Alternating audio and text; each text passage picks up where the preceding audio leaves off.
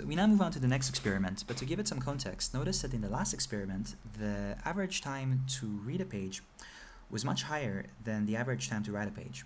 And this seems strange because in terms of Flash operations, it takes a lot longer to write a Flash page than to read it. So this implies that reads spent a lot longer in the experiment waiting to be executed than writes. The reason for this is quite subtle, and it's because of the controller policies that we're using. So notice that we're using a first in, first out scheduling policy, which gives reads and writes an equal priority.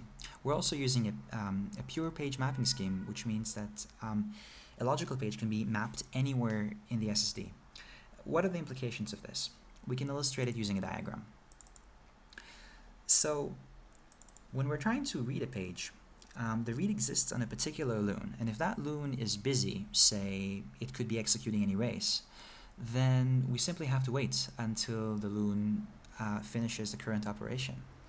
However, writes are not targeted using our current configuration. This means that I can simply schedule a write to the least busy loon in the system.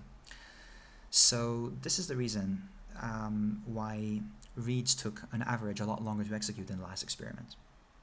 Now, to try to this difference clearly has impact on application performance, and so it is desirable to control the relative latencies of reads and writes. We try to do so by introducing a new scheduling policy that tends to give reads higher priority over writes, but it gives writes deadlines, so we don't style them forever. Now the question is how to set a deadline for the writes. So we're just going to illustrate one run of an experiment where we change the scheduling regime to a smart scheduling regime that prefers reads but gives writes a deadline of 4,000 microseconds. Let's try to run this.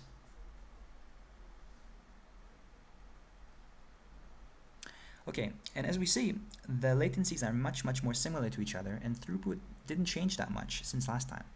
Now, we might want to actually ask or visualize some graphics about what happens as we modify the deadline, and we have some supported graphics to illustrate this.